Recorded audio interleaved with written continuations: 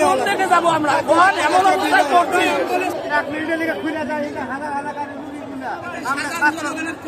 বন্ধ করে আটকানে বসে আছে, একটা রাস্তা খুলে আছে, উপকার হচ্ছে। আমরাও তো ফেটে যাই বাইরে হয়েছি,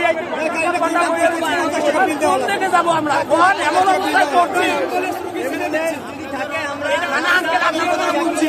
ঠিক আছে আঙ্কেল, আমিও তো পেটটা নিয়ে বাড়িয়েছি, পেটের জন্য বাড়িয়েছি।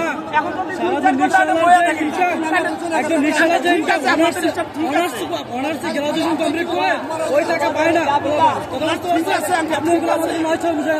আপনি রিক্সা আমাদের আনন্দ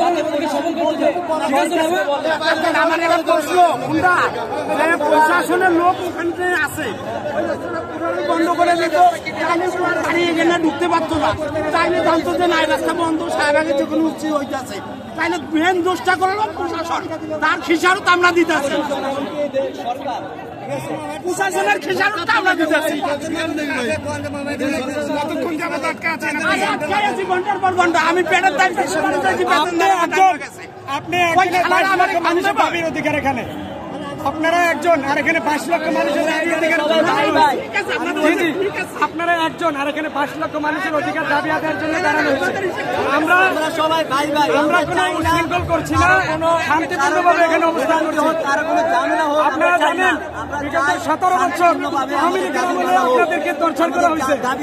আমাদের দাবি আদায়ের জন্য আমরা শান্তিপূর্ণভাবে এখানে রাজপথে যদি জীবন দিতে হয় জীবন দিব, আমরা জীবন দিয়ে প্রস্তুত। তারপরও আমাদের দাবি মানতে হবে, মানতে হবে, মানতে হবে। যদি এই রাজপথে জীবনগীদের যে ভোগান্তি হচ্ছে বা যাত্রীদের যে ভোগান্তি হচ্ছে, আপনাদের একটি জেলার জন্য ঢাকা সহ আশপাশের সকল জেলার মানুষ ভোগান্তির শিকার হচ্ছে, এই বিষয়ে সরকার কি দেখে না?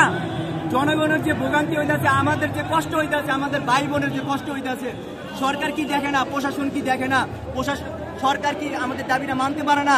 আমরা কি বড় কিছু চাইছি ভাই? আমরা একটা সেতু চাইছি ভাই। আমরা এই দেশের জনগণ, ওলা এই দেশেরই অংশ, ঠিক আছে? ওলার জনগণ এই দেশেরই ভাই। আমরা কোনো রাজাকার না, আমরা কোনো অযৌক্তিক দাবি চাই না, আমরা যৌক্তিক দাবি চাইছি।